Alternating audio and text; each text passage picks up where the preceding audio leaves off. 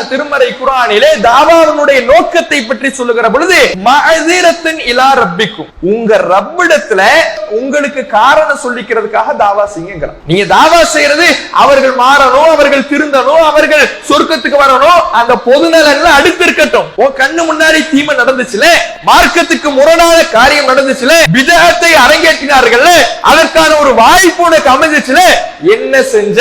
அதுதான் அல்லாஹ் நம் முன்னால வைக்கக்கூடிய கேள்வி. இது எல்லாரிடத்திலே வைக்கக்கூடிய கேள்வி. உண்மையை அறிந்து கொண்ட, சத்தியத்தை ஏற்றுக்கொண்ட, இந்த தௌஹீதை ஏற்றுக்கொண்ட எல்லா மக்களிடத்திலேயும் இறைவன் கேட்பான். உன் உறவினர், உன் குடும்பத்தார், உன் நண்பன், உன்னுடைய ஊரார், உன்னுடைய திருவாசி இந்த பாவத்தை, மார்க்கத்துக்கு முரணான காரியத்தை, ஷிர்கை, பிதஅத்தை அரங்கேற்றி கொண்டிருந்த பொழுது நீ என்ன செஞ்சுக்கிட்டு இருந்த?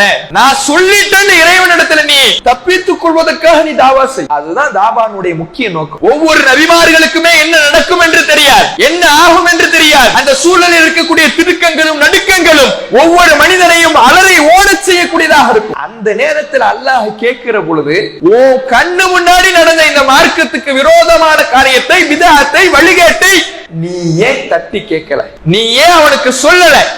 சத்தியத்தை ஏன் அவனிடத்தில் நீ மொழியல?